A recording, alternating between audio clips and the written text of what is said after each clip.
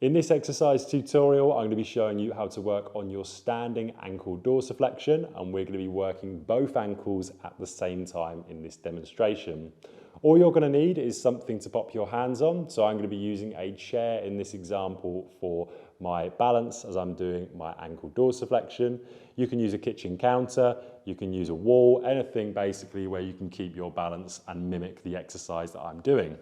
So firstly, I just want to cover what ankle dorsiflexion is. So ankle dorsiflexion is pointing the ankle up. So when you bring your midfoot, forefoot and toes off the floor, my heel's staying on in this example, I'm working my ankle dorsiflexion.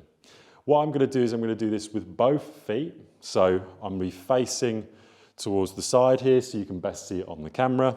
My feet are pointed straight forwards, so directly forwards, and they're hip width apart. From here, I've got my hands on the chair, and what I'm going to do is I'm going to come into dorsiflexion, so bring my heels only into contact with the floor, and the whole of my rest of the foot comes off, and I'm trying to point up as high as possible.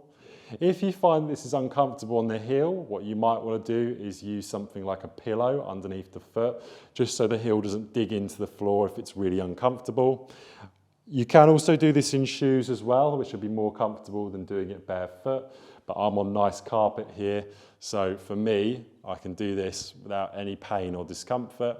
Make sure that you're keeping your body nice and upright, so you're not kind of coming forwards or too far back with the motion. Make sure everything's upright as you're working your desired repetitions and sets for your standing ankle dorsiflexion.